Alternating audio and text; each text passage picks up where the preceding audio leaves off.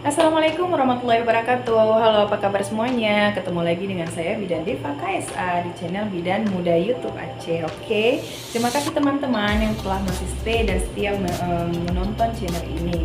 Nah, baik, untuk pertemuan kali ini saya akan membahas tentang beberapa blood test yang harus dilakukan untuk ibu hamil. Kenapa? Karena itu sangat penting ya untuk ibu hamil, untuk yang gunanya untuk mencegah hal-hal yang tidak diinginkan atau hal-hal yang bisa beresiko terhadap ibunya dan juga bisa beresiko terhadap janinnya, terjadi gawat janin. Oleh sebab itu, sebelum semuanya berlangsung kehamilannya, kita harus melakukan beberapa cek lab yang dimana ini juga akan sangat menguntungkan untuk proteksi dini kepada ibu-ibu hamil, yang dimana apabila nanti sudah terdeteksi sesuatu yang terjadi, kita bisa langsung atasi, tidak perlu khawatir apa yang akan terjadi next time-nya, ya kan.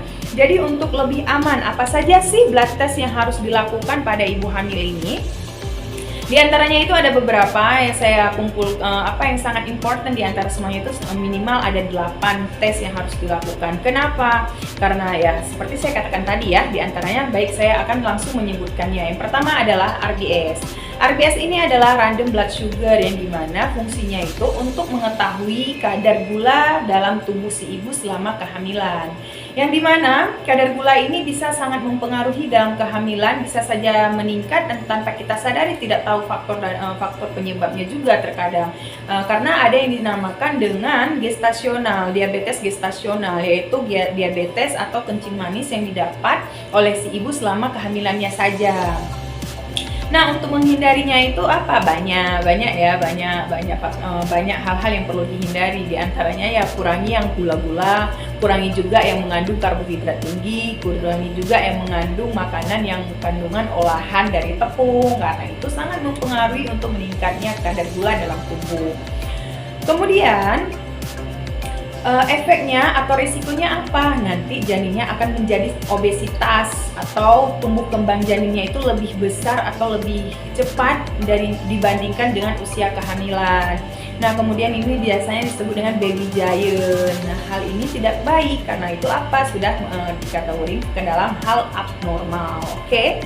Kemudian yang kedua apa? Nah, yang kedua di sini ada cek CBC. Cek CBC ini terdiri dari untuk mengetahui iron keseluruhan yang ada di sel darah yang ada dalam tubuh, termasuk HB ya, hemoglobin. Yang dimana HB ini sangat sangat penting untuk ibu hamil, karena apabila HB-nya kurang akan mengakibatkan anemia pada ibu. Nah, kalau anemia ini ya etlasnya itu akhir-akhirnya itu terakhir dia akan beresiko untuk terjadinya perdarahan, untuk terjadinya penurunan kadar zat besi di dalam tubuh selama kehamilan. Nah, itu juga sangat tidak baik untuk ibu hamil ya.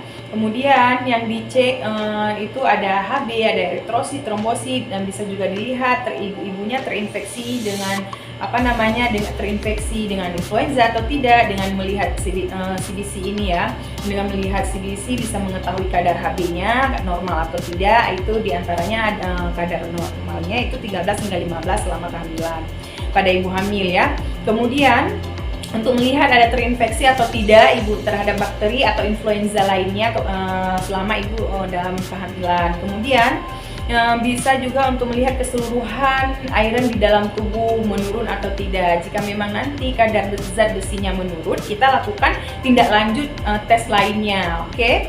Nah, kemudian yang ketiga apa? Yang ketiga di sini blood group. Blood group itu adalah untuk mengetahui golongan darah, yang dimana golongan darah ini sangat penting juga ya, karena memang sudah saya katakan 8 tes ini yang sangat memang kalau dibilang dasar dalam kehamilan itu memang harus dilakukan ini. Nah, blood group ini berfungsi untuk mengetahui golongan darah. Jika memang ibunya sudah mengetahui ya tidak masalah, tapi alangkah baiknya untuk bisa melakukan tes kedua kalinya gitu ya, untuk lebih meyakinkan. Itu ada golongan darah A, D, AB, dan O. Nah, jika memang ibu sudah mengetahui, ini fungsinya untuk apabila nanti saat melahirkan atau terjadinya sesuatu yang tidak diinginkan, ibu terjadi perdarahan dan HB-nya menurun dan perlu dilakukan transfusi darah, jadi kita sudah tahu apa golongan darah kita. Oke?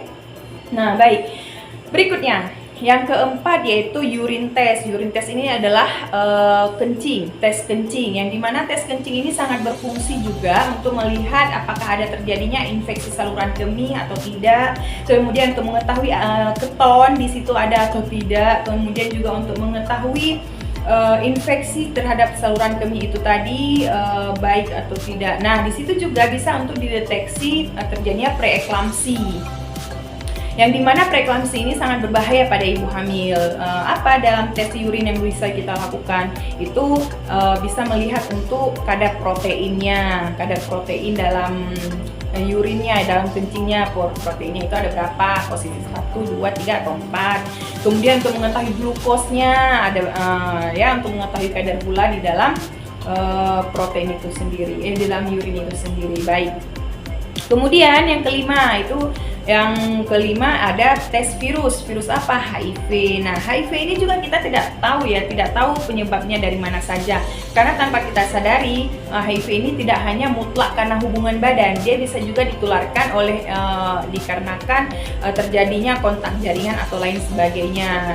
Nah, ini juga sangat beresiko fatal untuk bayi apabila ibu yang terkena HIV nanti juga akan beresiko anaknya juga terkena HIV.